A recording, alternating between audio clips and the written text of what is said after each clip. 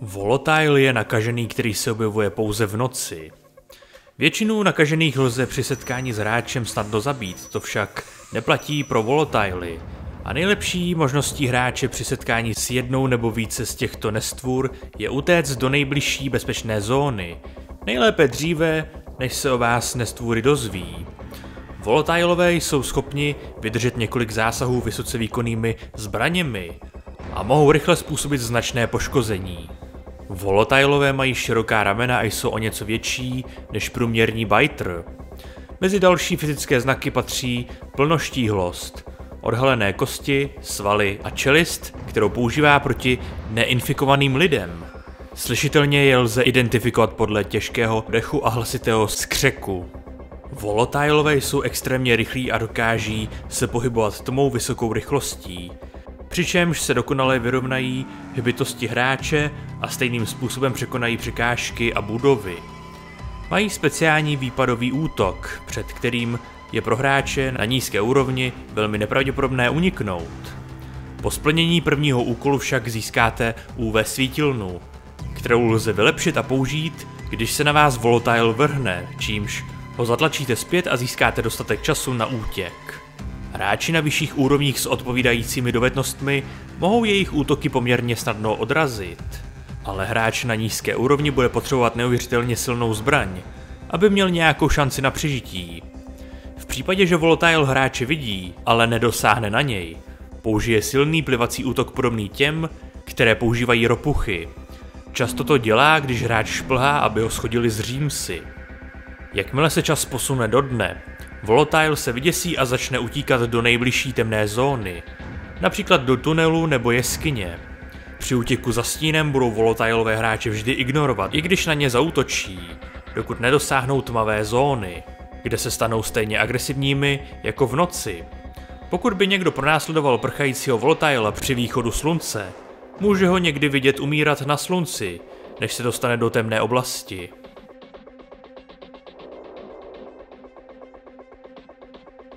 Volatilové se také objevují v oblasti countryside. Většinou se nacházejí v jeskyních nebo temných vlakových tunelech. V noci je velmi obtížné se jim vyhnout nebo se před nimi ukrýt, protože venkov je rozlehlý a nedá se v této oblasti moc dobře skrývat. Když Crane používá v noci buginu, jejich zorné pole se mění ze 75 stupňů na plných 360 stupňů a mohou být rychleji varováni. Při pronásledování se zdá, že volatilové mají zvýšenou obratnost nohou, což jim umožňuje běžet mnohem rychleji než normálně. Zdá se, že jejich rychlost se vyrovná rychlosti vozítka.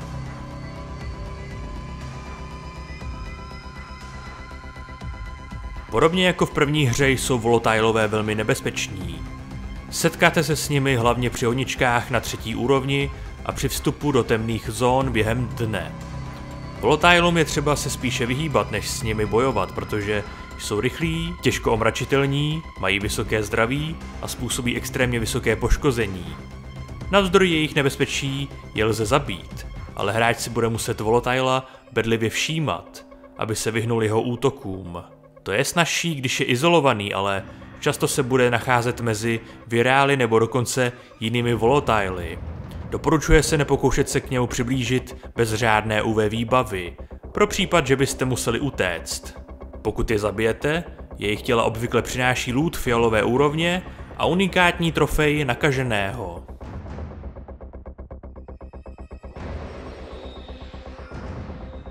Evolved Volatiles jsou evolucí neobvyklého volatila, který byl představen ve hře Dying Light The Following. Lze se s nimi setkat všude tam, kde se pohybují jejich menší varianty. Oproti svému normálnímu protějšku mají Evolved Volatiles arachnoidní vzhled, výraznější tesáky, ostnatný krunýř a inkoustově černé výrůstky na kůži, což má za následek ještě méně lidský vzhled než u normálních variant. Jsou rychlejší, silnější a odolnější proti zbraním pro boj zblízka a zejména střelným zbraním, jako jsou vojenské pušky a pistole, díky svému jedinečnému tělesnému pancíři podobnému Demolisherovi. Jejich zásahy způsobí větší poškození, mohou se vrhat dál a mohou si vás všimnout díky maskovacím plášťovým lektvarům. Jsou také mnohem více závislí na svých vysoce přesných a vysoce škodlivých útocích plivanci, takže je velmi obtížné před nimi uniknout. Naštěstí trpí stejnou slabinou jako normální volatilové. Jejich zranitelnost UV světlem může hráči umožnit je oslepit a na krátký okamžik je udržet na úzdě. Nejlepším způsobem, jak se s těmito volatily vypořádat, je jednoduše se jim vyhnout, pokud je to možné, nebo použít UV pasti, UV světlice a UV baterky.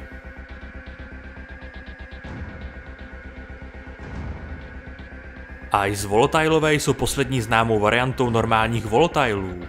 Lze se s nimi setkat všude, kde se pohybují jejich menší varianty, ale jsou mnohem významnější na 3., 4. úrovni pronásledování. Oproti svému normálnímu protějšku mají tito ledový krystalický led chránící jejich tělo, podobně jako modří, ale s krystaly, a mají ostatný krunýř, výrazné tesáky a ledové výrůstky po těle. Jejich oči jsou jasně azurové a při běhu za sebou zanechávají kousky krystalizovaného ledu. Jsou stejně zranitelní vůči UV záření jako obě jejich další varianty. Na rozdíl od modrých mají tendenci být mnohem přímočarejší a útočí spíše drápy než plivanci, což z nich dělá nebezpečného protivníka, protože modří se spíš drží zpátky a plivou, než aby použili své drápy a svou tankovitost k přemožení hráče, zatímco ledoví se nedrží zpátky a přiběhnou k vám a drápy vám způsobí velmi dobrou porci poškození. Mají podobné HP jako modří a stejné poškození plivanci a drápů jako modří.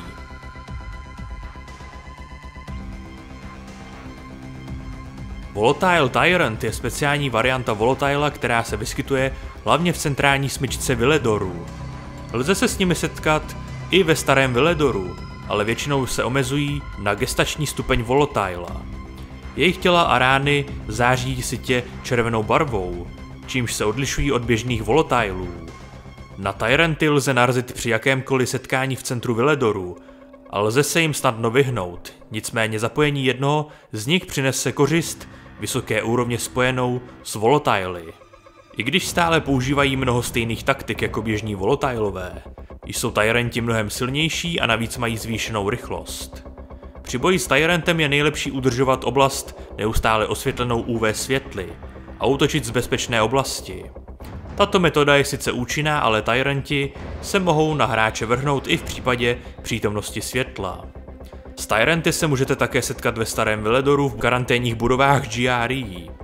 I když se s nimi lze setkat, zůstanou ve vegetativním stavu.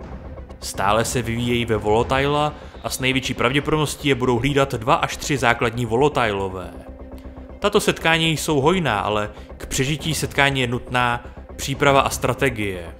Mezi doporučené předměty, které lze použít při potyčce s Tyrantem, patří posilovače svalů, posilovače výdrže, UV tyče nejvyšší úrovni, k nimž má hráč přístup, vojenské lékárničky a tyče BUM, pokud je zahnán do kouta.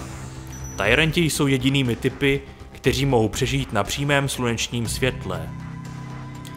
Tak, toto byl celý rozbor všech druhů volatila.